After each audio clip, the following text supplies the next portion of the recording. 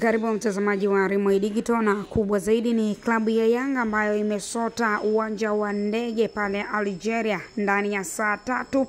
bila kutoka baada ya mizigo yao ikiwa ni pamoja na vifaa vya mazoezi vya timu kuzuiliwa kutoka katika uwanja huo wa ndege wa kimataifa pale nchini Algeria. Na si klabu ya Yanga pekee, klabu pia ya Mamelodi Sundowns na wao wamesota pia katika uwanja huo wa ndege wakisubiri ili waweze kupatiwa mizigo yao na kuendelea na safari kuelekea hotelini kwa ajili ya mapumziko na kufanya mazoezi mepesi kwa ajili ya kuweza kurejesha miili ya wachezaji sawa ili kuanza sasa ratiba ile ya kujiandaa kwenda kuwavaa. Kwa upande wa Yanga ni Jessica Biel, lakini kwa upande wa Mamelodi Sundowns ni MC Alger ambao watakutana nao weekend hii, moja ikiwa ni siku ya Ijumaa ambao ni Yanga, lakini Mamelodi Sundowns ni siku ya Jumapili. Wengi wameenda mbali zaidi na kudhani ni figisu ambazo